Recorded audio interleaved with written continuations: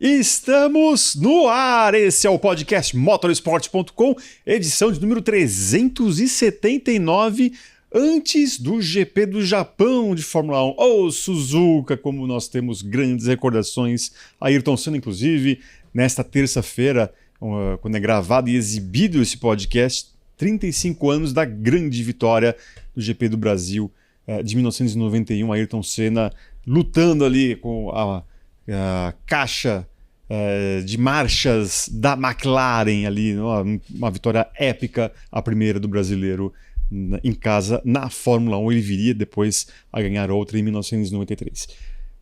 Saudosismos à parte, vamos falar da atualidade, é isso aí, porque vocês já observam ao meu lado e à minha frente também, dependendo do meu posicionamento, Carlos Costa mais uma vez aqui e a Isa Fernandes. Falando de McLaren, McLaren usa motores Mercedes, Mercedes também é uma equipe. Você viu a volta que gancho, hein? Que gancho. Mas nesta terça-feira, inclusive, a gente publicou no motorsport.com aquilo que pode se tornar a próxima novela da Mercedes. Depois da taxa de compressão, temos também agora a asa bifásica. Isa, eu vou pedir, antes da opinião do Carlão, eu vou pedir para você explicar para a galera como que funciona, inclusive se puder ilustrar, Jeff, para a galera ter uma noção mais ou menos de como funciona essa asa bifásica, né? Explica para a gente aí qual é o mecanismo dela, né? Literalmente o mecanismo. Exato. Oi para todo mundo que está vendo e ouvindo a gente, né, nesse momento. Então vamos lá, porque a gente tem várias nuances de como essa asa funciona.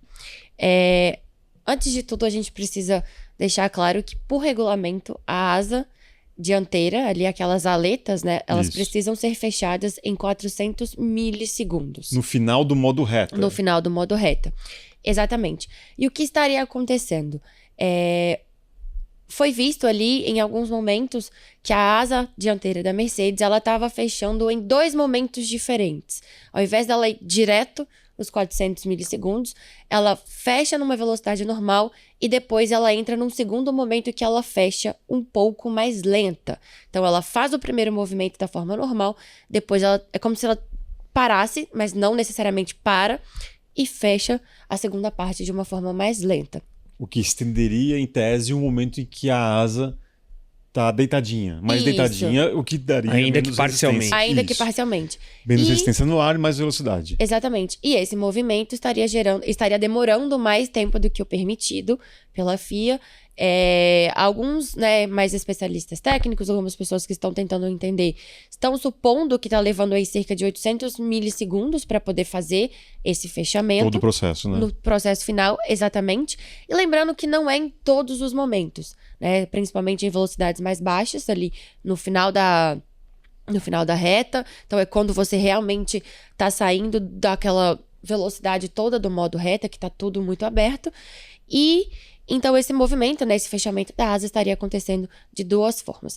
E aí existem algumas suposições do que pode estar acontecendo, porque, em primeiro lugar, não pode ter um fechamento mecânico acontecendo, não pode ter uma peça de forma mecânica fazendo esse fechamento de forma mais demorada, propositalmente.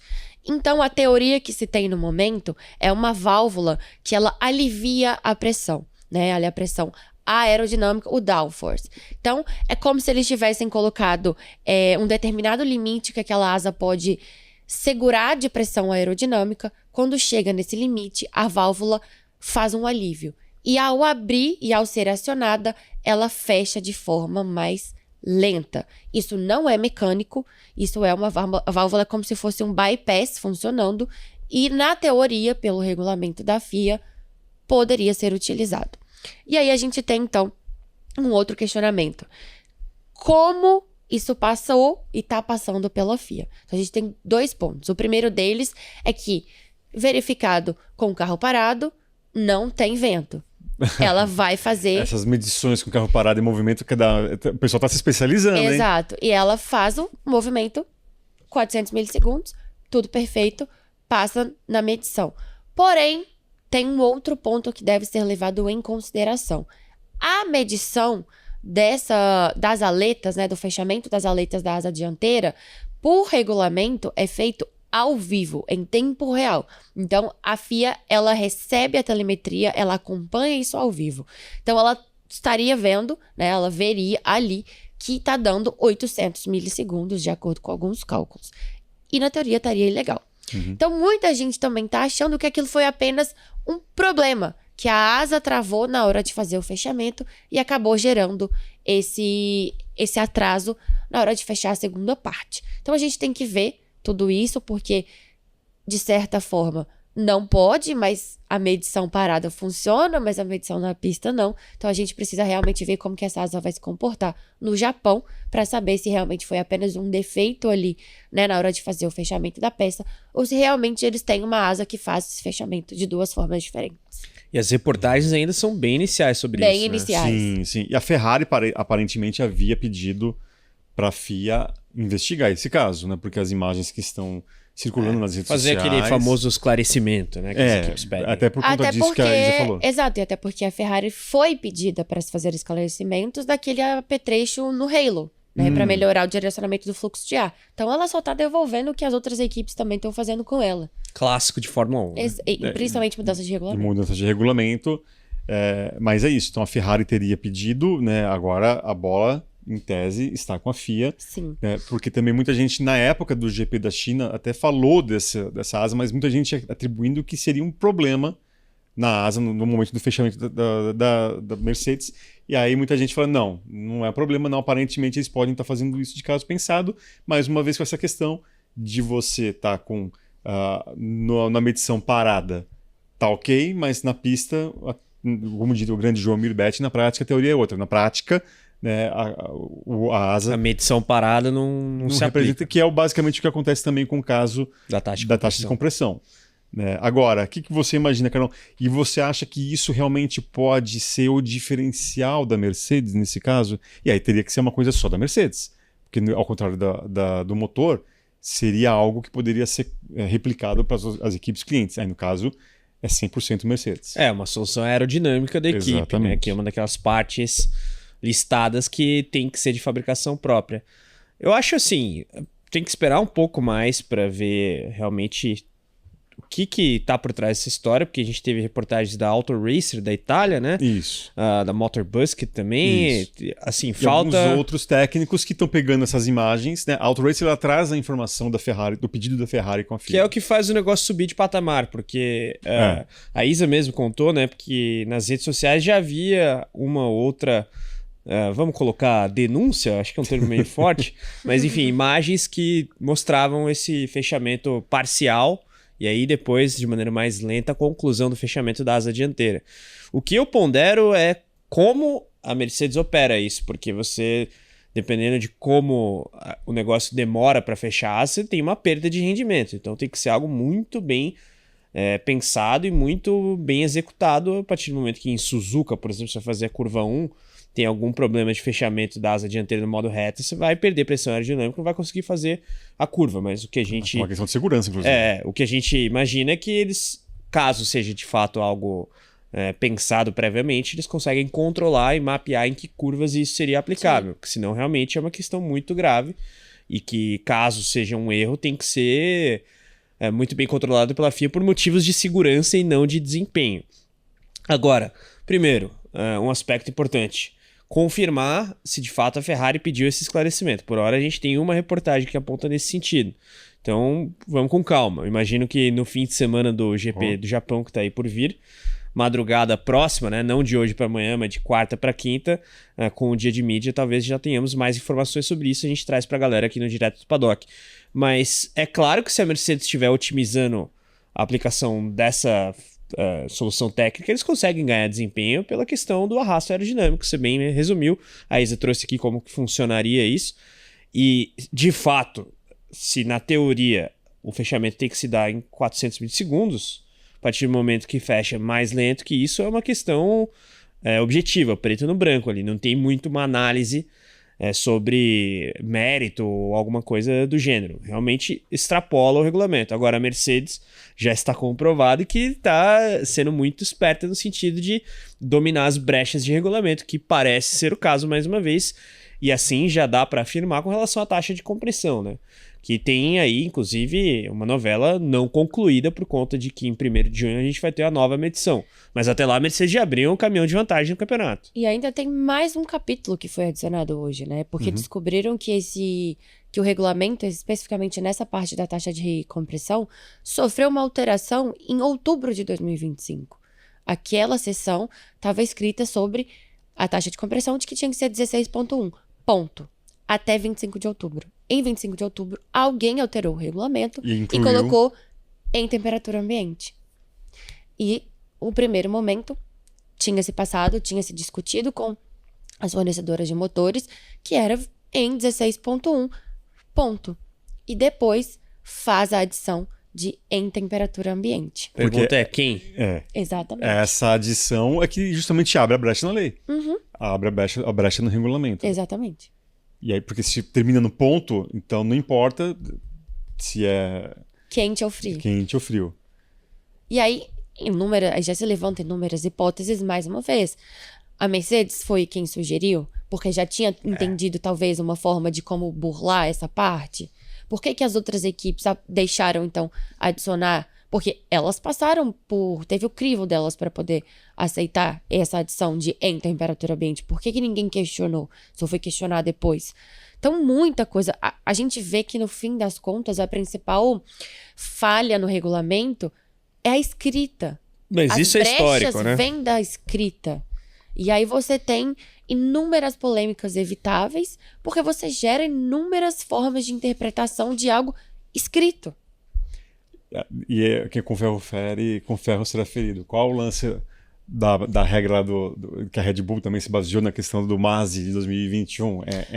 Any does not mean all, né? Que Exatamente. os carros retardatários poderiam ou não passar o líder. Estava escrito N. É uma palavrinha que faz Então, total eu diferença. sempre advoguei pela tese de que essas nuances são deliberadas, justamente para haver uma margem de manobra, não diria nem de manipulação, mas de manobra. Em porque determinados casos, do ponto de vista prático, às vezes você tem 10 retardatários, é complicado você deixar todos os retardatários passar, porque você precisa recolocar a corrida em bandeira verde. Não tô nem entrando no mérito de Abu Dhabi 2021, tô entrando no mérito cotidiano do regulamento. Sim. Agora, por exemplo, essa questão aí da taxa de compressão, provavelmente todo mundo pensou o seguinte: vai ser medido com o carro parado, então não faz diferença se é temperatura ambiente ou não, porque o sistema de medição é o mesmo. Só que se alguém já sabia que a Mercedes tinha alguma coisa ali de vantagem, e falava-se na época até da Red Bull, quem é que garante que não houve ali alguém que intercedeu em prol dos interesses dessas fabricantes?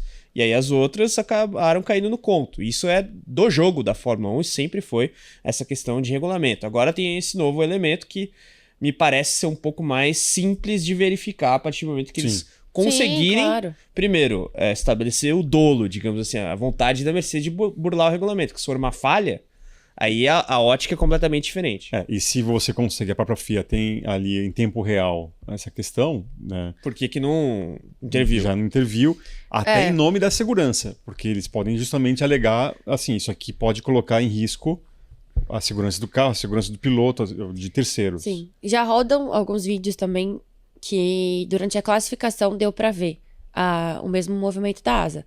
E aí já cai um pouco a tese de que é uma falha. Enfim, a gente precisa ver. Provavelmente a FIA vai estar olhando muito de perto esse fim de semana. A gente deve ter alguns desdobramentos em relação a isso. Mas é mais um ponto, né, que a Mercedes traz aí de vantagem de interpretação técnica em relação às adversárias. E provavelmente a sexta-feira, com a coletiva dos chefes de equipe, isso também pode virar assunto. E fora as entrevistas com o pessoal da própria FIA, né, em tentar explicar. Quem estiver lá em Suzuka, se não perguntarem, para mim vai ser muito estranho. Mas é isso. Então, mais uma polêmica. Vamos voltar à polêmica anterior, porque, inclusive, temos aí algumas... o que agitou a Fórmula 1 na semana passada, sem mesmo ter corrida, foi justamente a saída de Jonathan Whitling da Audi em tão pouco tempo, né? Ele não tinha sequer um ano como chefe da Sauber / Audi, né? Ele começou ainda como o Sauber. Acho que ele estreou em 1º de abril de 2025, então de fato não completou um ano. Né? Porque ele estava naquele período de licença depois de sair da Red Bull. Então, você inclusive acompanhou aqui no motorsport.com, no nosso canal no YouTube também, no seu dispositivo de áudio, né, sobre o que poderia ter acontecido e que realmente foi reportado pela primeira vez pelo nosso correspondente italiano Roberto Quinquero, grande Roberto Quinquero, do motorsport.com da Itália. E depois, no dia seguinte, oficializada a saída do Jonathan Whitley da Audi, ponto. Né? Não tem nenhuma menção de que ou oficialização que ele vai para a Aston Martin, mas também tivemos uma carta, né, ou um comunicado do Lawrence Stroll falando que, ao contrário dos rumores, o Adrian Newey fica na organização. Não fala sobre o papel dele.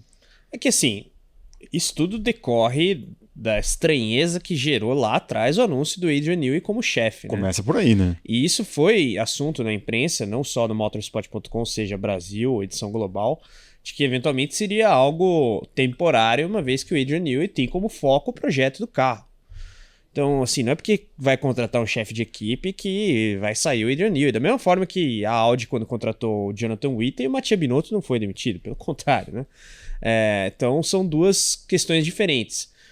Eu acho que, me parece muito claro, aliás, que vamos ter o Newey e o Jonathan Whitley no projeto. Voltando a trabalhar juntos, inclusive. Sim. Depois de anos de sucesso na Red Bull. Acho que o Whitley é da temporada de estreia da Red Bull na Fórmula 1, se eu não estou enganado, e o Adrian Newey chega no ano subsequente. Então, assim, uma coisa, outra coisa. É curioso, inclusive, né, que nessas corridas em que o Adrian Newey não tá presencialmente, ou que ele tá, enfim, dedicado a outra coisa, o Mike Crack, que é um dos primeiros chefes de equipe dessa era da Aston Martin mais competitiva, agora não tá mais, mas de 2023 para frente ele era o chefe de equipe e agora volta a exercer essa função, embora não seja formalmente chefe de equipe. Então, acho que a Aston Martin não investiria o que investiu no Adrian Newey, não moveria mundos e fundos para contratá-lo, sendo ele um cara técnico, para demiti-lo por causa de uma crise que não decorre de chassi, embora ele tenha agravado a questão da Honda, né? Ele não tá sendo o cara mais político. Apontou o dedo. Sim. Mas assim, ele também deve estar de saco cheio, o próprio Lawrence e tudo mais. Mas me parece natural você contratar um cara para exercer aquela função burocrática, como é na própria Alpine. O Flávio Briatore não é o chefe da equipe. Ele é o cara que manda, só que ele não é o team principal. Tem o Steve Nielsen lá que foi contratado para fazer essas coisas. Da mesma forma na Audi, o Mattia Binotto nunca mandou menos que o Jonathan Whitley. Inclusive, fala-se que houve ali uma certa treta interna entre os dois. Né? Então, me parece que essa reestruturação faz todo sentido na perspectiva de chegar ao Whitley e completar essa equação toda.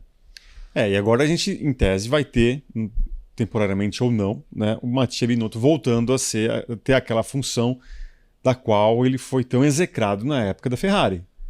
A gente realmente, depois da saída dele, a gente pode falar que o Frederic Vasseur pegou terra arrasada. Sim. Diante daquilo que era a Ferrari em relação à estratégia, a gerenciamento de equipe, né, a questão dos pilotos, algumas entrevistas desastrosas, né, e agora me parecia que ele estava mais de boa, né, não aparecendo tanto, inclusive, e agora reassume esse papel. Mas só um breve parênteses sobre o Binotto voltando a ser chefe de equipe, ainda que oficialmente, de forma interina, né? Vamos ver se assim segue. Essa interinidade se confirma ou, enfim, eles de fato oficializam ele como chefe de equipe daqui para frente. É muito diferente você ser chefe de equipe da Audi e você ser chefe de equipe da Ferrari. Não tô dizendo que do dia pro outro ele vai virar o melhor gestor do mundo. Mas na Ferrari ele estava constantemente sob pressão. Na Audi, ele mesmo é o cara que fala, ó, a gente não vai ganhar 2030. É todo um ecossistema muito diferente, um ecossistema do qual ele é quase fundador. Assim, na Ferrari ele era um cara importante, um quadro histórico do ponto de vista técnico, na operação especialmente de motores, na era de ouro do Schumacher, inclusive. Bem lembrado. Só que é diferente, ele está colocando esse time de pé. O que pode também ser um problema numa outra perspectiva, porque até então ele não teve essa atribuição de chefia.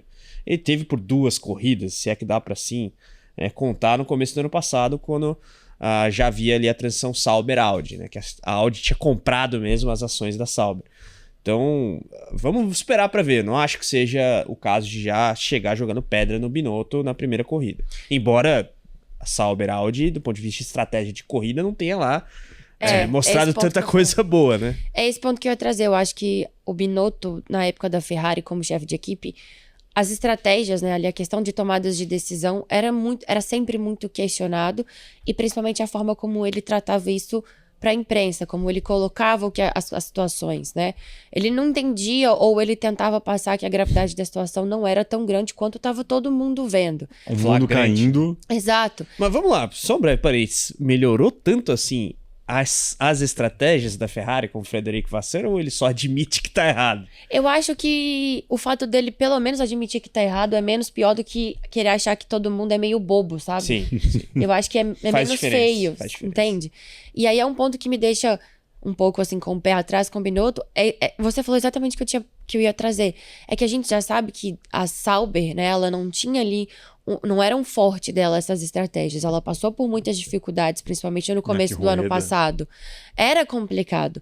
E aí, por mais que é um ambiente diferente, o Binotto talvez não tenha o dom e não tenha todo esse parâmetro para ser um chefe de equipe. E também tá tudo bem. Nem todo mundo nasce para fazer todas as coisas. E assim, me deixa um pouco preocupado que talvez o fato dele não ter um tato para exercer essa questão mais de gestão esportiva possa influenciar um lado que a Audi precisa melhorar e que, claro, ainda é só um começo de temporada, mas que com uma pessoa que não tem tanto tato para isso, possa dificultar. Então eu realmente espero que seja um cargo um pouco mais interino, que não dure tanto tempo assim, porque o papel que ele tá fazendo por trás é, de fato, muito melhor. E na Ferrari já foi assim, na Audi tá sendo assim. Então, por mais que ele não tenha tanta pressão, eu acho que o Binotto não é um cara com perfil para ser chefe de equipe. E na própria Sauber, na temporada passada, é flagrante que a operação melhorou depois que o Jonathan Whitley chegou. Que foi uma contratação do Binotto. Se eles brigaram depois ou não... Aí já é outros 500. Aliás, vale até contextualizar aí essa suposta briga. Vocês estão mais por dentro. O The Telegraph, o Bild e o próprio Blick trazem informações, né? Apurações de que são alguns motivos. O primeiro deles é que o Jonathan Whitley sentia que ele era um pouco podado pelo Mattia Binotto, que ele não tinha não tinha tanta voz assim. Então existiam algumas rusgas ali entre eles não concordavam com tudo, e muitas vezes a voz do Binotto acabava se sobressaindo em relação à do Whitley. E um outro ponto é a questão de adaptação à Suíça, né? Porque a fábrica da Audi é na Suíça. Que aí já não é na conta do Binotto. E aí já não é na conta do Binotto. E a Suíça fábrica... porque também aproveita a estrutura da Sauber, que era na Suíça. Exatamente. E também, assim, eu particularmente tenho algumas pessoas que eu converso que trabalharam na época de Sauber que realmente falaram que era muito difícil se adaptar à vida na Suíça. Somente para aqueles que já estavam acostumados a trabalhar e a viver na Inglaterra. É muito diferente para eles. Então, eles não estavam gostando do ambiente de ter que estar na Suíça. E isso teria sido um empecilho para a esposa do Jonathan Whitley também. Mas entre Binotto e Whitley, a rusga que eles... que um tinha mais voz ativa do que o outro e as coisas não estavam funcionando tão linear lá dentro entre eles. E fora, provavelmente, Lawrence Stroll deve ter chegado ali com um caminhão de dinheiro pra tirar. E com todo, acho que todo o aval do próprio Adrian Newey, né? Porque pelo que a gente consegue pegar da saída deles da Red Bull, o problema era o Horner. Os dois saem muito por causa do Christian Horner. Então acho que o Adrian Newey deve ter chegado ali, e aí totalmente vozes na minha cabeça, mas é o que dá pra gente ir sentindo, né? Olha, não dá pra eu fazer as duas coisas, eu preciso de alguém aqui pra poder assumir esse papel. Fulano de tal, trabalhei com ele é muito bom, ele tá fazendo um ótimo papel ali. Vai lá, você tem total meu apoio pra contratá-lo. Eu acho que foi muito disso também. E aí o Lawrence fez o papel dele, que é mostrar o cheque em branco. Opa. Agora, isso nos mostra, né, como que a Red Bull na Era Dourada conseguia equilibrar tanta gente, né? Porque era Dietrich Mateschitz, aí tudo bem, o dono, o mecenas ali, não tinha tanta ingerência, mas era o Mateschitz, era o Helmut Marko, era o Christian Horner, era o Adrian Newey, era o Jonathan Whitley, que era o mais inferior na hierarquia. Pierre Vacher nos últimos anos cresceu muito. Então, realmente era uma grande um grande conjunto de personalidades fortes ali que não é à toa que o caldo entornou numa hora. Né? E mostra também como que a Fórmula 1 ela acaba passando por um momento diferente, né? Que esses nomes que talvez numa outra fase não seriam tão importantes assim, desculpa, eu bati no microfone. Hoje em dia, eles fazem parte de uma atmosfera muito maior, né? Não é só mais os pilotos. Hoje em dia, as histórias por trás de chefes de equipe são importantes. As histórias por trás de personagens da engenharia são muito importantes e trazem uma nova camada, né? Então, a gente vê que, igual o próprio Carlos disse, olha a quantidade de nomes estrelares que a gente tinha dentro da Red Bull, que talvez há uns 10, 20 anos atrás, pra Não todo mundo aparecia, tanto faz, né? Na história recente que eu me lembro mais comparável seria a Ferrari do Jean Todt e do Schumacher, né? Porque era o Schumacher, que seria o Verstappen aí dessa equação da Red Bull, o Jean Todt, o Ross Brown, o Rory Byrne, tinha bastante gente ali. O próprio Binotto, embora bem aquém na hierarquia, né? Comparavelmente seria mais próximo ao Jonathan Whitley, com as proporções guardadas. Você que gosta do núcleo italiano, Carlão, Maurizio Arrivabene Maurizio ou Mattia Arrivabene. Binotto? Nessa época aí, o Arrivabene era mais do marketing. Aliás, sempre foi mais Sempre de foi, gestão né? e marketing, né? E era um grande marqueteiro, inclusive, enquanto Totalmente. chefe de equipe, nesse sentido, mais eficiente do que o Mattia Binotto. Que é justamente o antecessor do Mattia Binotto como chefe na Ferrari, que também era durante muito tempo trabalhou na indústria do cigarro, Isso. né? Tava ali... Agora, será que fala-se aí que o Newey vetou O Horner. uma possível contratação do Sim. Christian Horner pelo Lawrence Stroll? Eu fico me perguntando, se de fato o Mattia Binotto é interino, não necessariamente o Horner, mas o próprio Christian Horner e quem quer que esteja no mercado aí, quem que poderia surgir nessa vaga da Audi? Porque o Otmar Safnauer, por exemplo, já virou CEO da Van Amersfoort Racing. Ele pode, eventualmente, mudar de opinião, mas, enfim, eu não contrataria ele hoje. Acabou de assumir esse cargo. E eu não contrataria ele depois do vexame da Alpine, que ele conseguiu perder 2 pilotos incríveis em... Eu também não. Embora eu Estados ache que ele tenha sido testa de ferro da cúpula Sim, da Alpine. eu também nessa acho, história. mas- Bode expiatório. Mas, enfim, por Pra quê? infelicidade dele, né? Acabou respingando totalmente nele. Mas é um mercado, assim, que... Não tem nomes assim disponíveis. Você tem que roubar de outra equipe. Ou você rouba de equipe, ou você Roubar volta... entre aspas, tá, gente? contratar. Ou você devolve o Andrea Seidel Não pro ambiente Que da acabou Audi, que eu que acho já saiu muito também. difícil. Não, André Seidel eu acho inviável. Eu roubaria, entre aspas, um nome que a gente não cansa de elogiar aqui. Qual os mudantes? Aya Komatsu. Helmut Marko. Interessante, bom nome. Tudo bem, você vai contratá-lo, talvez Que você não tem- tenha como... Mas eu acho um pouco difícil por conta da Toyota. Sim, tem essa questão. Você vai ter que pegar ali, vai ter que dar uma grana boa, vai ter o tempo de licença ali também, que não vai, ele não vai assumir Mas eu agora. acho que a Toyota embarreiraria muito essa contratação. Eu acho muito difícil. Porque ele é muito também ligado à Muito própria ligado à Toyota. Toyota. Muito. A Toyota vai pra Haas por conta dele. Ele que consegue fazer esse meio campo. Ele que mostra que vale a pena a Toyota, né? Virar essa parceira tão grande da Haas, assim. E aí ele vai... Enfim, a gente... Depois do Whitley saindo, eu não posso duvidar, a gente não duvida de mais Mas nada. eu acho incrível, eu até comentei com a Isa na semana passada, quando a gente faz o vídeo, né, sobre esse anúncio, como não passou pela nossa cabeça de que o Mattia Binotto, que tá ali já, poderia ser o novo chefe. Talvez a nossa negação, não, a gente não quer ver esse cara de novo como Não, nome da mas equipe, é tão grande. Interinamente era a escolha óbvia, né? Eu acho que a gente tava falando já como uma decisão... De longo prazo. De longo prazo. Se eles vão puxar alguém da própria organização ou se eles vão no O mercado. puxar, no caso, seria o próprio Binotto. Binotto. É assim, pra mim, num mundo ideal com muitas ressalvas, o Christian Horner é a opção número 1. Assim, eu acho que dentro da Audi ele vai ter menos espaço pra mandar. Ele não vai mandar igual ele mandava na Red Bull. Por isso eu acho que não tem a menor chance de acontecer. Ele iria Sim, pra algum lugar pra sim, mandar pra mandar. mais que ele Eu mandava também na Red acho. Bull. Por isso que se fala muito mais em Mas- comprar uma equipe do que necessariamente ser chefe de equipe. Sim, mas dentro desse cenário, assim, o Christian Horner tem um currículo maravilhoso. Ele tem o know-how de Fórmula 1, ele sabe como fazer. Ele sabe Montar como a ser um equipe, chefe né? de equipe. Ele sabe como tomar decisões. Então, assim, pra ele, e aí do ponto de vista dele, não é atrativo. Porque ele não teria tanto espaço assim pra mandar. Mas pra Audi ter um cara com um porte do Christian Horner, e aí aqui a gente falando estritamente como um profissional, é muito bom, né? Mas ele quer ter poder, ele quer mandar. E se a gente- E é interessante porque a principal a principal mira dele acabou sendo comprada pelo principal rival, né? O Toto Wolff tá colocando dinheiro, ele comprou um pedaço da Alpine. Então eu acho muito difícil ele agora conseguir um espaço na Alpine. E se a gente tem aqui traz reportagens falando que o Whitley deixou a Audi para ir para Aston Martin porque ele não tinha total liberdade por causa do Binotto, imagina o Christian Horner.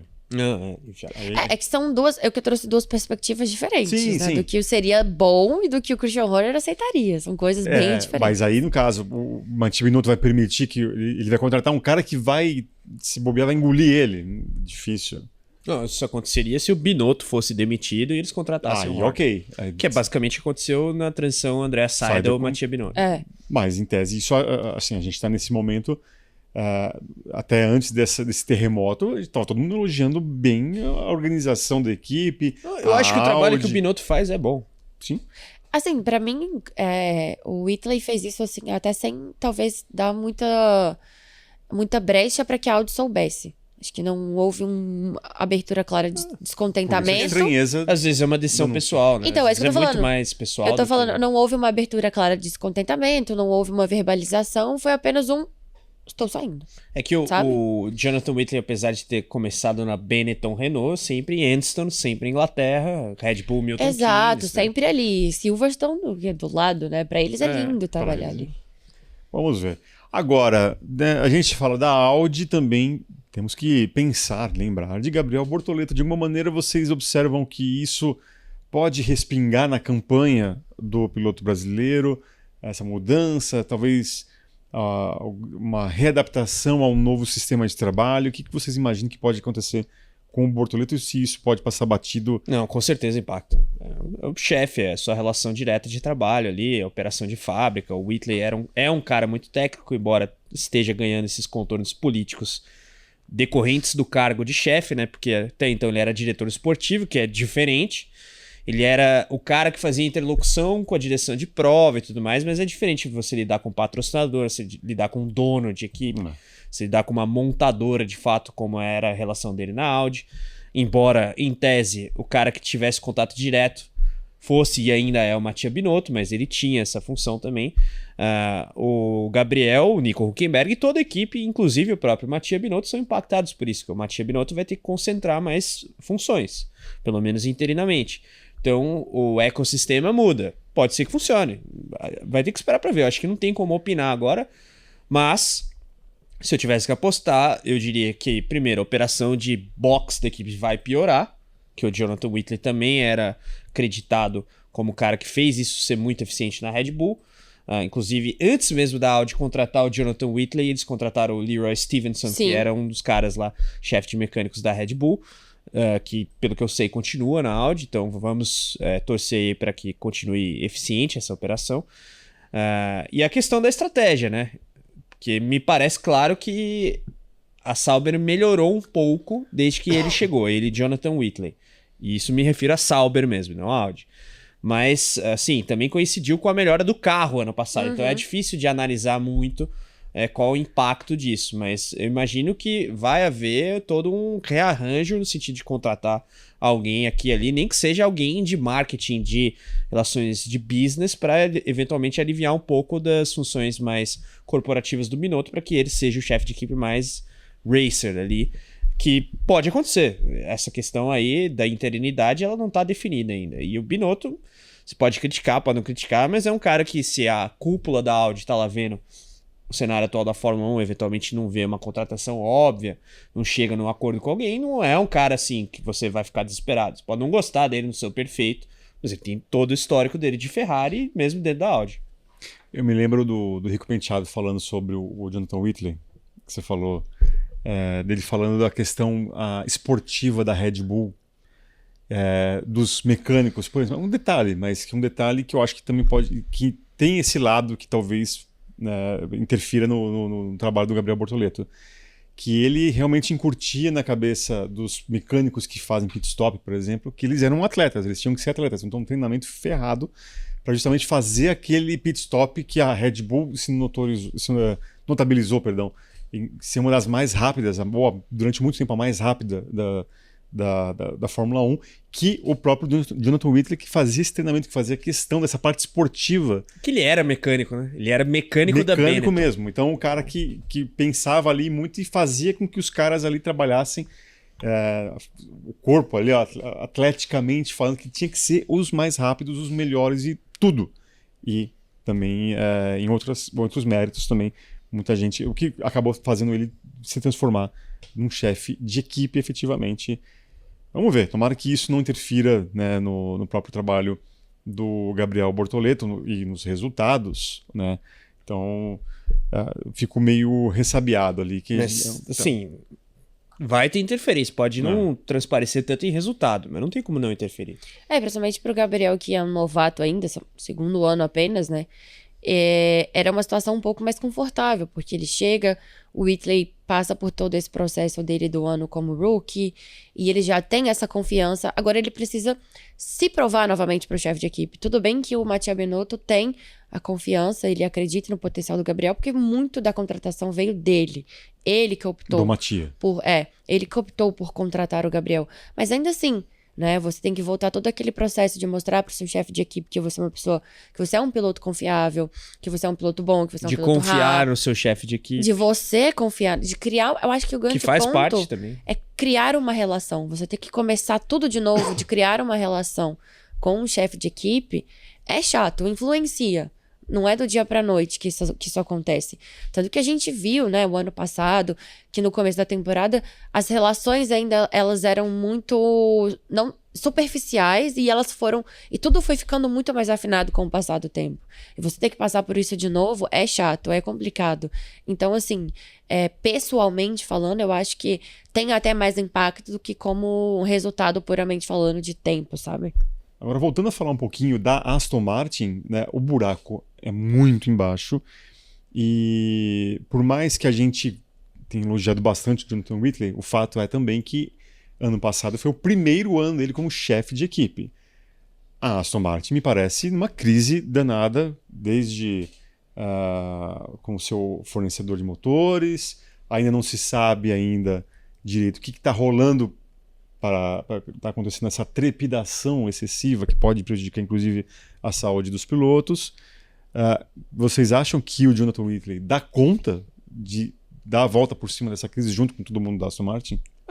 Com o tempo, sim. Agora, de um dia para o outro, não tem como resolver. Essa temporada está perdida totalmente. A questão é a Honda, com o auxílio da Aston Martin, inclusive o já ex-chefe Andy Cowell foi enviado para a fábrica da Honda em Sakura para tentar ajudar, né? Ele que era o CEO de motores da Mercedes antes de ser contratado pela Aston Martin. Assim, vai ter que ser feito todo um trabalho para que o carro ande. Essa é a grande missão desse ano. Do ponto de vista de resultado, tá no lixo essa temporada. Não tem nem discussão. Não tem como você reverter um quadro com um calendário que até para eles foi bom, essa pausa aí, esse cancelamento, aliás, dos GPs do Bahrein e de Arábia Saudita, mas os caras estão muito atrás. Não dá para você conceber a Honda melhorar o motor ao ponto de estar otimizado o suficiente para que o chassi da Aston Martin desenhado pelo Nigel consiga competir com Mercedes, Ferrari e Red Bull e McLaren. Não tem... E assim, para chegar no meio do pelotão ali, Alpine, Mercedes, mesmo a Audi que tá com um motor bom, foi elogiado, o chassi parece honesto, joga fora. Agora, o que eu acho que faz todo sentido é você ter um ecossistema todo análogo ao que foi a Red Bull da Era de Ouro. Guardadas as proporções. Você tem um chefe de equipe racer, o Christian Horner era esse cara antes de virar esse mafioso aí da Fórmula 1. o projetista, que assim, o Adrian Newey continua sendo um bom projetista, é o mesmo projetista, agora mais poderoso, né? Você tem o cara do cheque, que é Lawrence Stroll / Dietrich Mateschitz. Você tem um diretor esportivo bom, na época da Red Bull era o Jonathan Whitley, na Aston Martin é o Andy Stevenson. E aí você tem uma estrutura de fábrica, estrutura física mesmo boa. Nova. E investimento, que basicamente é o que precisa para fazer tudo isso funcionar, além de um gerenciamento muito bem feito de recursos humanos. Então, acho que a aposta é emular tudo aquilo que se viu na Red Bull na era de ouro, inclusive com a própria Honda ali na parte final do regulamento da era híbrida anterior a esse motor novo, né? Continua híbrido, mas é outro conceito. Eu não sei se foi aqui na semana passada ou foi no reta final da semana passada que eu falei. Estava conversando com algumas pessoas no meio, né, falando que o perfil de contratação da atual Aston Martin não segue o padrão, na verdade, ele é ou um estagiário saindo para o mercado de trabalho agora, que precisa mostrar trabalho em algum lugar, ou só aquele perfil figurão. Assim, o meio termo, o cara que está no ápice, está no prime, né, no pináculo, ele é atraído pelas outras equipes, ou pela Mercedes, pela própria Red Bull, pela, sei lá, pela Haas, pela Ferrari, enfim. A Aston Martin, ela tem um 888 ali, um menino que está saindo da faculdade de engenharia versus o cara que já deu o que tinha que dar e está ali, né? Eu não estou me referindo essa outra ponta ao Adrian Newey, não, tá?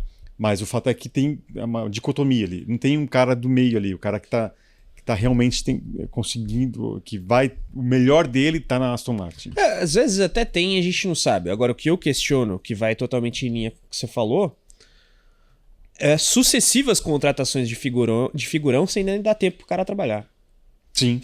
Seja por interferência do chefe, de modo tal que o cara que foi contratado fica refém dessa situação e prefere paga aí minha rescisão, não aguento mais, ou porque a equipe mesmo não dá o tempo, ou por qualquer motivo que não casa ali, mas é uma atrás da outra, entendeu? Dan Fellows, Andy Cowell, Mike Crack, sempre tem alguém que é a bola da vez, a bala de prata, o Adrian Newey, e não resolve, entendeu? Você não vê isso nas outras equipes, rarissimamente.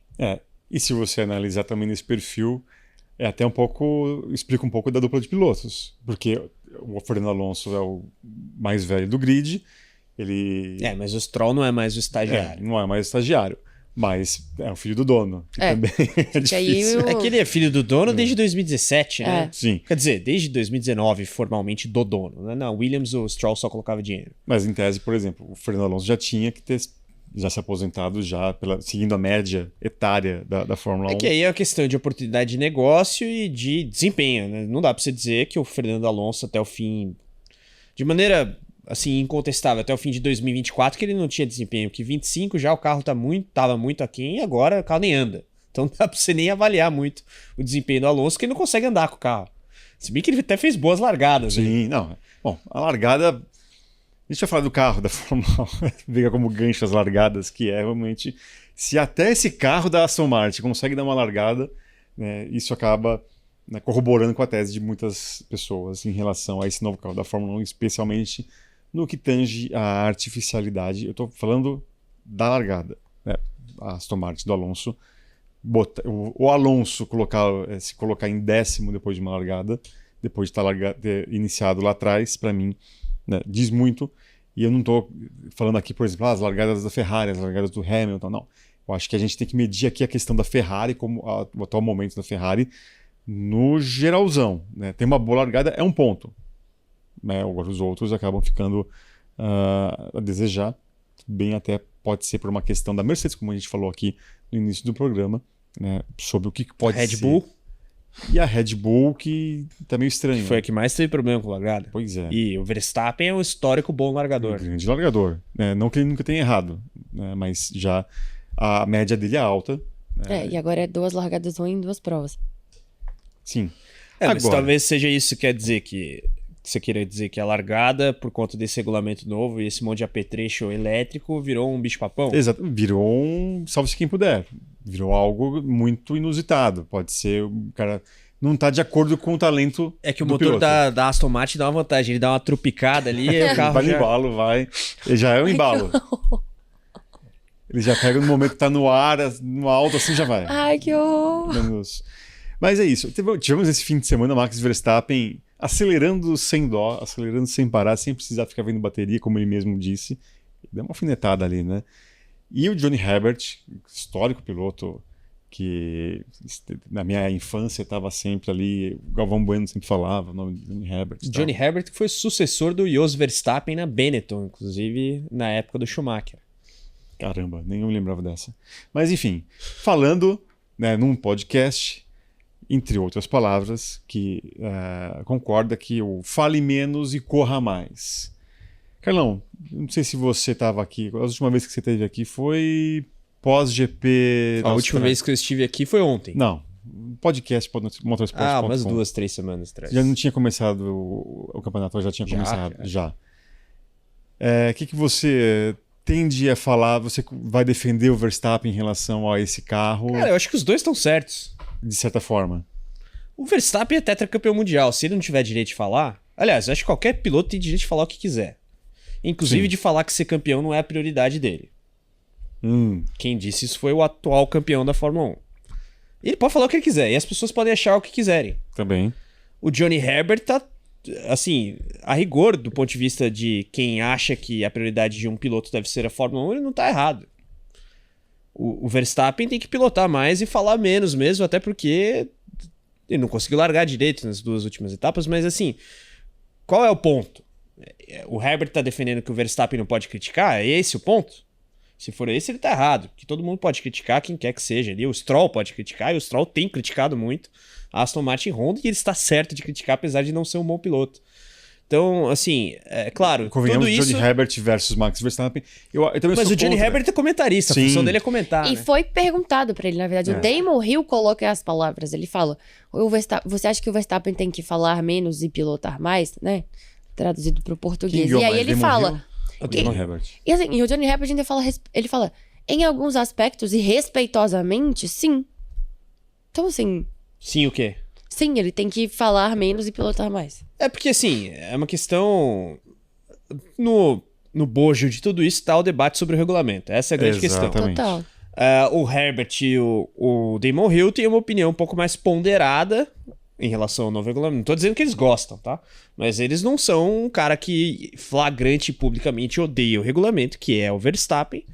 Mas eles também não são, primeiro, pilotos da Red Bull e não são tetracampeões da Fórmula 1. Não tô dizendo que só tetracampeão tem o direito de falar, mas por que o Verstappen não deveria falar? Não há uma escala assim. Você tem mais vitórias ou mais títulos, você pode falar do que o outro que não tem tantas. Não tem essa escala, mas é óbvio que se você tem 4 títulos, você vai ser mais ouvido do que quem tem 0 vitórias, que é o caso do Stroll, para pegar um personagem citado aqui. O Damon Hill é um campeão da Fórmula 1. O Johnny Herbert era um piloto muito bem reputado na época, teve problemas físicos até. E é um comentarista histórico já de Fórmula 1 há alguns anos, né? Ali no patamar de Martin Brundle, que me refiro aos britânicos.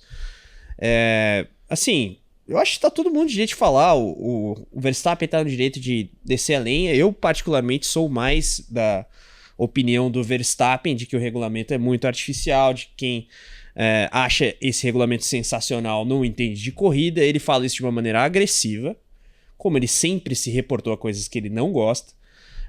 Eu acho que não é de bom tom ele dizer que quem gosta dessa Fórmula 1 não entende nada de corrida, porque ele tá sendo, assim, meio escroto. E, assim, não é questão de entender de corrida, é questão da pessoa assistir e gostar, que aí é um outro debate. Mas eu entendo o que ele quer dizer no sentido de você tornar uma categoria que deveria ser o pináculo da competitividade automobilística, vamos assim colocar, e você não tem mais a emoção de você criar uma ultrapassagem, de você fazer todo ali um percurso ao longo de sucessivas voltas para conseguir algo muito difícil. Só que talvez o Johnny Herbert queira dizer também o seguinte: na época que a Red Bull tinha o melhor carro, ele não ficava cagando essa regra, em bom português. Mas aí o ponto... Se ele estivesse na Mercedes hoje, o Verstappen não estaria reclamando assim. É um fato. É um fato. Porque ele estaria ganhando todas as corridas e ele seria... Não estaria tetracampeão da Fórmula 1. reclamando ou não estaria reclamando com veemência? Não, eu acho que ele não estaria reclamando com essa veemência. Ele não falaria: quem gosta dessa Fórmula 1 não entende nada. Eu tenho certeza que ele não falaria isso. Tá. Mas é do jogo. Eu acho que o tom seria 2 degraus abaixo. Seria um tom construtivo, não acho tão legal. Mas isso é a vida. Quem pode mais chora menos. Quem pode mais chora menos. É exatamente isso. A frase é antiga, mas ela é verdadeira. Tem muito ainda. debate, o Verstappen que se aposente, vai embora. Não acho. Esse regulamento tá tudo errado. Eu não gosto dessa Fórmula 1 nova por conta da artificialidade da ultrapassagem. Mas, gente, foram 2 corridas. Mesmo eu acho que tem que esperar pra ver. Sim. Agora, o Verstappen não tem que esperar nada. E o Johnny Herbert não tem que gostar do que o Verstappen fala, tá tudo bem. Segue a vida, entendeu? Agora, vamos lá. Vamos pegar aqui um perfil de comportamento, né? Eu acho que assim, nesse caso, por interesse, porque tá vencendo ou tá perdendo, enfim, cada um eleva o tom, diminui o tom e tal. Primeiro, vocês acham que beira no íntimo, também que é difícil falar que a gente não tá dentro dos pilotos, mas no íntimo de cada piloto, como piloto, eles realmente, vocês acreditam naquilo que eles falam? Por exemplo, o Hamilton, que agora diz que está adorando o carro. Ele tá adorando o carro da Ferrari, mas o Hamilton já criticou esse O regulamento, Como piloto... Aliás, ele e o Leclerc têm posições muito diferentes, apesar de ambos, a seu modo, elogiarem o carro. O Hamilton, ele fez algumas críticas ao longo da pré-temporada e mesmo no primeiro fim de semana. Agora que ele viu que talvez ele vai brigar por vitórias, eventualmente, com esse carro, talvez ele tenha amansado um pouco. O Leclerc não, durante todo o período ele falou, ó, não é esse pandemônio que esses caras estão falando aí, é um regulamento interessante, você tem que aprender a guiar de outra forma, e ele também não está errado, você de fato tem... O piloto, ele continua sendo o protagonista da coisa. Eu acho que menos do que era em 1980, mas até aí, cada ano que passa vai ser menos. Sim. Agora, vocês não acham que realmente todos os pilotos estão incomodados, de certa forma, com esse novo modo de guiar? Eu acho que sim. Eu tô falando muito aqui, vou passar a bola pra vocês, pra Isa primeiro, mas de cabo a rabo do grid tem crítica. É porque é um jeito totalmente diferente, né? Vai muito na contramão de tudo aquilo que eles aprenderam. Acho que a aspa que mais representa bem é quando o Ocon fala: esqueça tudo que você aprendeu desde o kart até aqui. É totalmente diferente. Então você acaba indo tirando eles de uma zona de conforto, né? Por mais que muitos ali tenham passado por diversas eras, essa muda muito a forma como você guia. O fato de que você às vezes precisa, que você não chega a usar todas as marchas do carro, você precisa fazer lifting coast, você precisa pensar um pouco mais, não é só ir ao limite, você precisa saber quando e onde usar. Então isso incomoda, porque desde quando eles estão no kart até o ano passado literalmente, era sobre você ser ousado, ser corajoso, você ter o melhor toque no carro, saber como pilotar de uma forma limpa e de uma forma agressiva ao mesmo tempo. E agora você precisa gerenciar, você precisa ter uma cabeça um pouco mais estratégica, né? Que não é o forte de todos ali. Tanto que muitas vezes a gente elogiou muito o próprio Carlos Sainz, o próprio Fernando Alonso aqui, porque eles conseguiam ter uma leitura de corrida sempre muito diferente do restante do grid. E isso ajudava muito eles. Então, para mim, vai de uma crítica porque é tudo muito novo para todo mundo.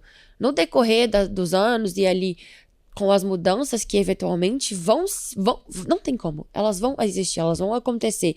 Esse regulamento ainda vai passar por muita coisa até a gente chegar num outro regulamento que não vai demorar tanto assim para chegar. Eu acho que 28, né? A gente pode ter mudanças. Ou 30, não sei, 30. algo assim. É 30. O ciclo é 30, mas como começou com a polêmica, tem gente que já quer tratorar a mudança antes, né? O caso do assim, Ben Sulayem falar de volta de V10, que cá entre nós não vai acontecer. Por então, motivos assim, de montadoras, desculpa. Não, imagina. Acho que é tudo muito ainda... as percepções ainda são de algo que só tem 2 corridas. É tudo muito inicial. A gente vai ter realmente um panorama do que foi, de como eles se sentiram, no fim das contas, se foi positivo, se foi negativo, no fim do ano. Agora são as primeiras impressões. E normalmente as primeiras impressões, elas são sempre um tom ou 2 tons acima. Você ainda não parou realmente para refletir, para entender, para ver os prós, para ver os contras. É aquilo que vem na hora. Você fala o que vem na hora. Então eu realmente acho que o tom do Verstappen pode ser que abaixe, né? Não literalmente, né? Mas na forma como a crítica é feita. Mas que o fato não agrada a todo mundo, não agrada a grande maioria. Alguns acham divertido, mas ainda assim é como se eles estivessem pilotando no contrassenso daquilo que eles sabiam do que é o dom, a arte, enfim, de como é ser um piloto, de como é pilotar, mas faz parte. Acho que ali o grande ponto é eles entenderem que isso faz parte. Por outro lado, eu concordo com muitas falas de que cada categoria devia ficar dentro da sua caixa. Deixa a parte elétrica com a Fórmula E, deixa a Fórmula 1 ser sobre quem é o mais rápido, quem é o mais veloz e quem é o mais ousado, quem arrisca mais. Acho que não casa, sabe? A gente tem uma categoria totalmente elétrica para isso. Não precisa trazer para a Fórmula 1. É legal, interessante a gente ver esse tipo de inovação chegando, mas eu acho que não conversa com a categoria. Eu acho que, no fim das contas, tira um pouco daquilo que muitas vezes a gente foi cativado, que é o barulho, em primeiro lugar, do motor. E segundo, saber que o piloto tá ali arriscando no limite o tempo inteiro. E eles não estão mais no limite o tempo inteiro. Eles quase não estão no limite, pra falar a verdade, porque tem que gerenciar demais. Então, acho que são muitos pontos, assim, que vale uma análise até um pouco mais profunda, se a gente for parar pra analisar. É que essa questão da proposta, eu concordo 100% com você, mas aí não cabe nem a nós. É uma questão de mercado. Das montadoras. Exato, eu acho que falta as montadoras também tentar entender que, tipo assim, tudo bem. Aí a gente já entra naquela coisa, né, de que a Fórmula 1 também sempre foi um laboratório para os carros de rua, e que hoje em dia a gente tem os carros híbridos, que é uma realidade. Mas assim, será que precisa mesmo? Em colocar desse isso jeito, no caso, da né? forma que tá? Porque pode ser talvez que eles... Aí a gente entra também na parte que muita gente já traz uma possível solução, que é diminuir essa porcentagem que é quase 50-50, que é muito perto de ser 50-50, né? Não sei, coloca 70-30 pro motor a combustão, É que sabe? até pouco tempo atrás eram uns 80 e tantos. Sim, tipo assim, dá um pouco mais de porcentagem pro elétrico, É mas que aí não tira tanta o autonomia. discurso ambiental cai por terra, né? Porque você precisa vender isso também. Essa é a grande questão. Enfim. Agora, eu acho que essa é uma discussão conceitual maior sobre eu adoro fazer, mas eu acho que a gente entraria num outro podcast. Total, é Do outra... ponto de vista de regulamento, eu acho que tem um fator que faz toda a diferença e que pra mim é o que muda o jogo, que é a brochada, em bom português. O fator brochada é o que faz os caras odiarem. E o fã também. Sim. Ninguém gosta de ver o cara na reta, o carro... Não E, dá, claramente, é muito perceptível, é né? muito perceptível. E assim, você pode falar da questão da hibridização e tudo mais. Em 2014, eu acho que a gente tem que esperar 1 ou 2 anos para ver esse regulamento. Mas se a brochada continuar, não tem como resolver. Porque em 2014 o campeonato foi bom por causa do Rosberg e do Hamilton. Mas o campeonato foi péssimo do ponto de vista de competitividade entre as equipes. Só que o carro não brochava. Agora o carro brocha e você assistindo aquilo, você também brocha.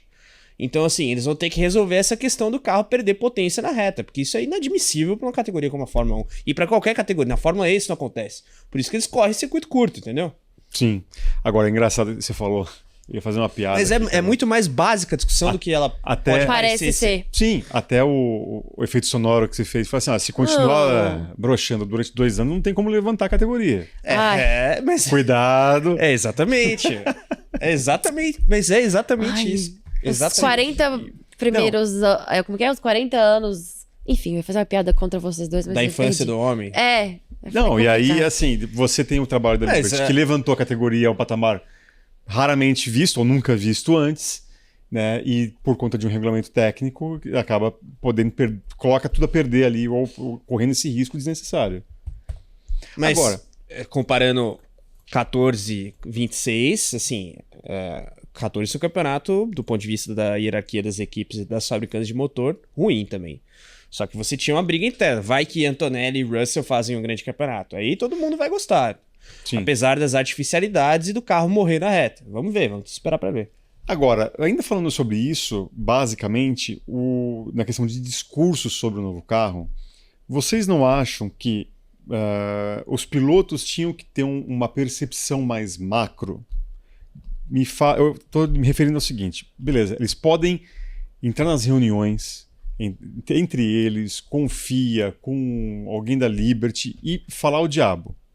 Esse regulamento é uma M, tá ruim, tá artificial, blá blá blá blá blá.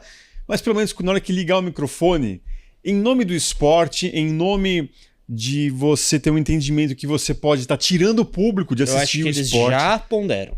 Senão também acho. seria Você acha que- muito pior. Você acha que ele já tem um filtro ali? O Sim. Verstappen tem um filtro, você acha? E assim, tem uma questão também que faz com que o piloto perca a paciência, que é o carro não largar. Se quer largar, né? Aí não tem, assim, filtro, relação de assessor e imprensa que salve. Porque se o cara não consegue largar...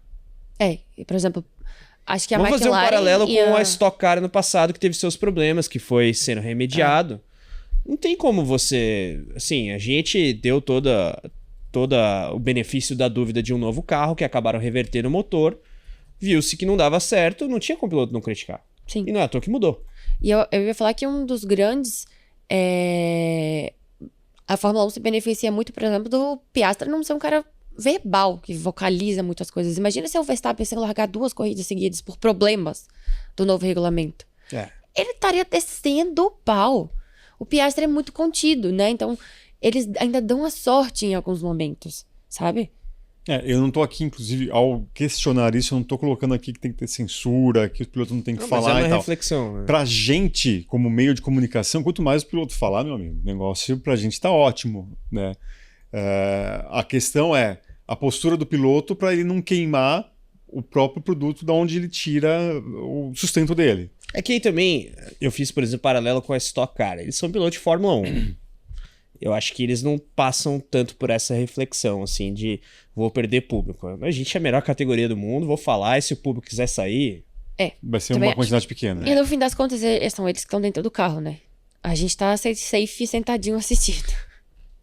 Eu acho que assim, tem essa questão da gente analisar, porque como hoje é tudo muito mais midiático, a força de um piloto, por exemplo, nas redes sociais, né? Piloto que chega a muito mais gente Sim. nas redes sociais dele do que um veículo de imprensa do mundo ali, né? Mundial, enfim. Então, eu acho que nesse caso, talvez tenha a questão dos patrocinadores também. Né? Você vai falar, vamos supor, pegar um exemplo, a Oracle, né? Que é nome rights da Red Bull. Pô, quer dizer que você está me falando que onde eu estou botando meus milhões aqui não vale a pena porque o campeonato está ruim? Hein, senhor Verstappen? Isso pode acontecer. E a própria Red Bull perder um investimento desse tamanho. Tudo bem, eu acho que não vai acontecer, não vai chegar a esse ponto. Mas se ela se no for caso do Verstappen, constante... não acho que seja uma reflexão factível. No caso do Franco Colapinto e do Mercado Livre, talvez. Apesar de estarem novamente juntos esse ano, né, com a companhia e o piloto argentino. Mas eu acho que cabe reflexão, né, porque eles são porta-vozes da categoria tanto quanto a própria categoria. O Hamilton tem mais seguidores no Twitter dele do que a própria Fórmula 1. Transcende o esporte. Então uma crítica ali batendo de frente é muito mais pesada na mão desses pilotos. Então a gente tem que ficar. E tem uma questão que eu já vou fazer um elo de ligação, né, redundante. Um elo com o nosso próximo assunto, Carlão. Todo mundo vê, inclusive a gente já falou bastante no reta final, esse sol aqui é de Goiânia, porque estivemos lá vendo a MotoGP. E não tem nada a ver com a Fórmula 1, mas eu acho que fica difícil argumentar a favor da Fórmula 1 depois que você vê uma corrida da MotoGP, em que o piloto está totalmente apresentado ali ao limite. Limite, vem cá. Vem toda hora, toda curva, qualquer coisa que acontece, realmente o piloto está no limite. E numa velocidade absurda, num motor que grita alto. Aí depois você sai de uma experiência dessa e vai voltar à Fórmula 1, você fala, tá faltando alguma coisa, hein, Fórmula 1? Tá, vamos, né, voltar a ser mais aquela categoria com som, não vou falar barulho, som forte. Desempenho, né? Desempenho, performance. Que, assim, realmente é um banho de como poderia ser a própria Fórmula 1. E eu não estou querendo aqui fazer uma crítica dizendo uma é melhor ou outra é pior, até a própria NASCAR, né, Carlão? Você, como amante do esporte a motor, também teve a experiência de ver ali pela primeira vez a corrida da NASCAR no V8. Né? Eu acho que está faltando um pouquinho ali. Você consegue ser verde o suficiente, pró-meio ambiente, e ao mesmo tempo não também tirar um pouco do DNA da própria categoria ou da alma da categoria. Até porque quanto que custa o desenvolvimento e a logística de tudo aquilo ali. Mas enfim, esse como eu disse, é um debate conceitual que caberia em um outro podcast. Podcast só falando disso, com números, né? Vendo ali quantos 1000 quilômetros a Fórmula 1 corre, o circo da Fórmula 1 levando para lá e para cá. E custo de um combustível sintético. Também, que já foi falado inclusive com o Max Wilson aqui. Para nós brasileiros, esse deveria ser um debate mais caro em função do álcool, né? Mas essa é uma tecnologia que em larga escala global não pegou tanto. Mas enfim. Mas a Shell usa na Ferrari. Então, só que deveria ser uma solução que deveria ter sido levada mais adiante. Só que isso tem uma limitação também energética, né? Não é todo mundo que consegue fazer essa tecnologia. Uhum. Maravilha. Eu falei da MotoGP, Carlos Costa, ele também faz parte do Podcast. Sim, toda segunda-feira, fim da tarde ali, 6 horas da tarde, no nosso canal aqui no YouTube e também até um pouco antes, né, Carlão? No seu agregador de áudio favorito. O que a galera vai encontrar nesta edição depois do GP do Brasil, Carlão? Bom, edição especialíssima. Reitero o convite para a galera acompanhar. O Eric já trouxe aqui uma provocação, mas nesse caso especialmente vale a pena. Se você nunca assistiu, dê a chance, porque a gente teve essa cobertura especial do GP do Brasil. Primeira etapa da MotoGP, do Mundial de Moto Velocidade no nosso país desde 2004. Já era MotoGP, aliás, GP do Rio de Janeiro na época. E claro, é uma volta muito especial pra gente, afinal, estamos falando da segunda mais importante categoria do esporte a motor mundial, gostando você ou não, é Fórmula 1 e MotoGP e NASCAR. Opa, mas do ponto de vista de popular, volume, de movimentação, de audiência, é isso, né? E, assim, a corrida é muito legal, mas a gente fez um podcast especial porque tivemos praticamente toda a nossa equipe, exceto eu, em Goiânia. Mas eu fiz o papel ali de levantar para Felipe Mota, apresentador dos canais ESPN e comentarista do podcast, o nosso grande Fausto Macieira, referência maior das análises sobre MotoGP no Brasil, também comentarista dos canais esportivos do Grupo Disney e do podcast, e nosso Guilherme Longo, que esteve ali no reportariado do motorsport.com lá em Goiânia, para eles trazerem tudo, inclusive os problemas. Foi uma etapa que teve problemas.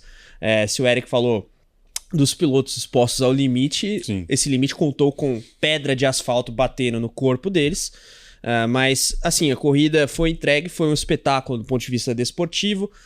O campeonato se ensaia muito interessante na perspectiva de briga entre a Aprilia, com Marco Bezzecchi e Jorge Martin contra a Ducati, especialmente liderada pelo Marc Marques, e temos Brasil no grid, Diogo Moreira representando o nosso país, primeiro piloto brasileiro na MotoGP desde 2007, quando o Alexandre Barros encerrou a carreira dele na classe rainha. A gente trouxe clima, como foi a relação dos pilotos com os fãs, com os repórteres, com os problemas, claro, as impressões do ponto de vista desportivo. Então a gente te convida a conferir esse podcast, porque realmente vale muito a pena, uma edição muito especial. Tivemos edição extra antes da corrida e temos edição extra depois também, que aí a gente vai conseguir sentar Fausto Macieira para falar com um pouco mais de calma sobre tudo, porque nessa edição de segunda, ele, mesmo em trânsito nos aeroportos Brasil afora, conseguiu mandar o depoimento dele, mas agora a gente vai colocar ele contra a parede para tirar tudo aí do nosso grande Fausto, figuraça que o senhor teve o prazer de encontrar em Goiânia, né? Encontramos. Dizem relatos que se tivesse uma eleição, até brinquei com isso sobre isso com ele, se tivesse uma eleição de prefeito do paddock lá em Goiânia, Fausto Macieira com certeza eu acho que eleito. O Fausto Macieira estaria no pódio, porque assim, seria Diogo Moreira, Marc Marques, Fausto Macieira.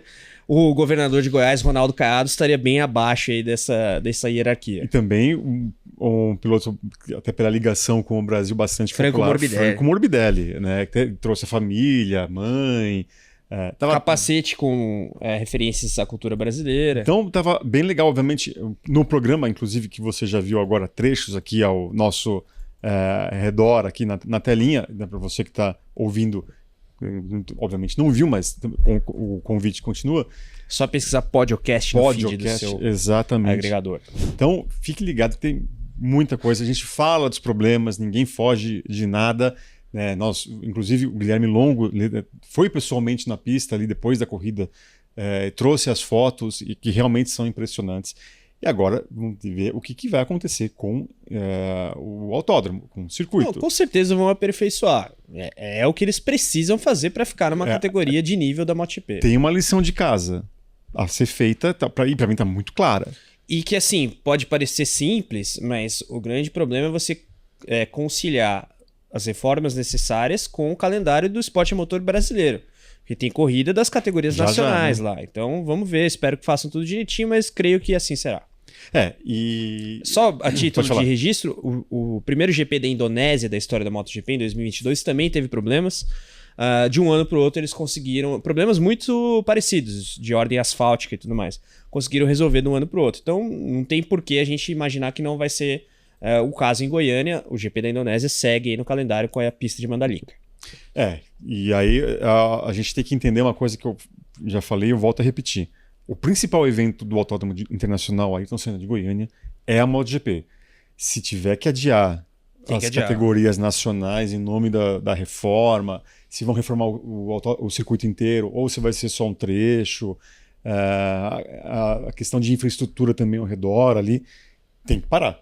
Sim. Porque o principal, o grande chamariz internacional de Goiânia, né? Quantas milhares de pessoas, para não dizer milhões de pessoas... A gente teve um público no fim de semana de 150 mil 150 mil pessoas, das quais mais ou menos metade eram estrangeiras, e isso inclui inclusive jornalistas, enfim. Agora, quantas milhões de pessoas, milhares de pessoas, centenas de milhares de pessoas no mundo inteiro assistindo a transmissão da MotoGP descobriram que existe uma cidade chamada Goiânia no Brasil. Inclusive, Felipe Mota, comentarista do podcast, fez o Riders Parade. Ele foi a Mariana Becker da MotoGP. Pra quem nunca viu, né? O caminhãozinho que leva os pilotos da Fórmula 1 ali no GP de São Paulo pra dar aquela voltinha por Interlagos, pra dar um salve pra galera. A Mariana Becker, geralmente, por ser a repórter brasileira mais identificada ali, ela faz as entrevistas. No caso, o Felipe era o repórter, aliás, da transmissão da ESPN, e foi ele que fez esse trabalho honroso aí de entrevistar os pilotos. Minha parte favorita foi o quarto-horário falando português com ele. Incrível! E levantou o público, a galera curtiu bastante ali, com os pilotos falando português, obviamente. Você, por obrigação, tem que fazer em inglês, né? Mas pode ter umas licenças ali, alguns momentos. Quartararo, que é um dos maiores poliglotas do grid da MotoGP. Sim, sim. Ele fala inglês, francês, italiano, arranha o português, mora Espanhol. em Andorra. Exatamente. Então, na MotoGP você tem que falar... arranhar duas línguas obrigatoriamente, que é espanhol e italiano, né? É diferente da Fórmula 1, que é um mundo totalmente anglófono. O Felipe falou sobre essa experiência do Riders Parade. Não, com certeza. Eu testemunhei, ela foi muito legal. E por isso que eu falei, levantou a galera, porque foi muito, muito bacana ali, um caminhão ali, ou busão, não sei, caminhão, né? Ali dando uma volta completa no circuito de Goiânia. A gente tem a MotoGP de volta já nesse fim de semana. Mais GP das Américas. Das Américas, no circuito das Américas. Um circuito que também, historicamente, tem problemas com bumps. Né? Vamos ver agora se vai ter essa continuidade de problemas. Aí é uma questão da categoria. E depois eu acho que ela vai para a Europa ter a sua perna europeia. Nesse fim de semana também não teremos apenas a MotoGP lá em Austin, mas também teremos mais uma vez... a Fórmula 1 no Japão. E a Fórmula 1 no Japão. Obrigado, Carlão. Não teremos Fórmula 2 nem Fórmula 3, também vale lembrar, mas teremos Porsche Cup Brasil. Sim, o Velocitar recebe a segunda etapa da temporada de 2026 e o motorsport.com, você acompanha aqui na Motorsport TV Brasil as transmissões ao vivo das corridas. Vale lembrar que teremos no sábado a corrida 1 da Porsche Carrera Cup às 13h50 e também depois às 2h25 da Porsche Sprint Challenge. Depois teremos também às 5 horas da tarde a classificação da Sprint Trophy e depois a continuidade das transmissões no domingo. E aí eu vou pegar minha cola aqui, que eu tô não perdido, mas agora achei. Teremos às 13h20 a corrida 2 da Porsche Carrera Cup, depois também às 2 horas da tarde a Porsche Sprint Challenge. Então fique ligado e mais cedo às 9h30 da manhã também teremos a corrida, né, da Sprint Trophy. Teremos a nossa Lívia Veiga, olha só, diretamente lá de Mogi Guaçu, e que vai trazer todos os detalhes. Você assiste no nosso canal e fica por dentro de tudo que está rolando ali no site, no motorsport.com. Então fique ligado nessa categoria, né, na Porsche Cup, que já é tradição, cobertura completa e transmissões ao vivo no canal do motorsport.com no YouTube. Então, YouTube, site, aplicativo, redes sociais também. Exatamente. E também este podcast, Carlos Costa, e o outro podcast que você participa, juntamente com o podcast do Motor 1, eles estão participando do concurso Mais Admirados no setor automotivo. Então no link aqui da descrição, você pode votar nos 3 podcasts da casa. Este podcast motorsport.com, o Podcast, que é sobre 2 rodas, e também o podcast do Motor 1, que você quer ficar por dentro de tudo que acontece sobre o mercado automotivo, as novidades, os lançamentos, os comparativos, as análises, né, do mercado automotivo. Então você, né, não precisa nem falar nada, vai no motor1.com, fique por dentro, e também você pode votar no podcast do Motor 1, a melhor análise e também as novidades do setor. É isso? Eu acho que faltou alguma coisa. Não, Não. passou capivara completa aí. Deixa eu respirar aqui. Ó, tô sem água aqui, esqueci de pegar água para mim, mas não tem problema, para vocês vale tudo. E eu quero agradecer ao Carlos, à Isa e a vocês que nos acompanharam, nos prestigiaram mais uma vez aqui no podcast motorsport.com. Semana que vem tem mais, com tudo sobre o que aconteceu no GP do Japão de Fórmula 1 e outros assuntos também envolvendo esporte a motor no Brasil e no mundo. Um grande abraço a todos, até a próxima. Tchau, tchau.